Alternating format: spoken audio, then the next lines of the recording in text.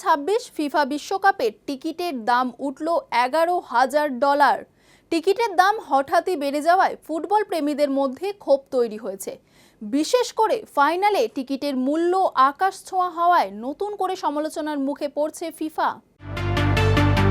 2026 সালের ফিফা বিশ্বকাপ শুরু হতে এখনো মাসখানেক বাকি, কিন্তু এখনই টিকিটের দাম প্রায় আকাশ ছোঁয়া।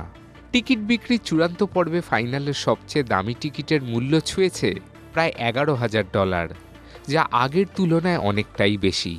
সেপ্টেম্বরের প্রথম পর্বে যেখানে সর্বোচ্চ টিকিটের দাম ছিল $6,730, এখন তা বেড়ে দাঁড়িয়েছে $10,990, অর্থাৎ যা বৃদ্ধি পেয়েছে প্রায় 38%।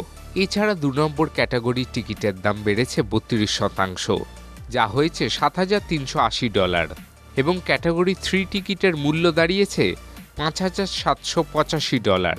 2022 সালের ফাইনালের সবচেয়ে দামি টিকিট ছিল $1,604। এই চূড়ান্ত পর্বটি লাস্ট মিনিট সেল হিসেবে চালু করা হয়েছে, যেখানে ফার্স্ট কাম ফার্স্ট সার্ভ ভিত্তিতে টিকিট দেওয়া হচ্ছে। এই সমস্যার ফলে ক্ষোভ আরও বেড়েছে সমর্থকদের মধ্যে। ফুটবল সমর্থকদের সমালোচনার জবাবে ফিফা প্রেসিডেন্ট জিয়ান্নি ইনফ্যান্তিনো জানিয়েছেন, এই মূল্যবৃদ্ধির কারণ সমর্থকদের বিপুল চাহিদার ফল।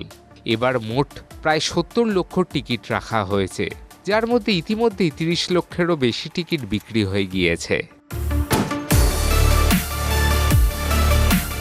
2026 সালের এই বিশ্বকাপে প্রথমবার খেলবে 48টি দেশ, যা অনুষ্ঠিত হবে 3টি দেশে, আমেরিকা, কানাডা এবং মেক্সিকো।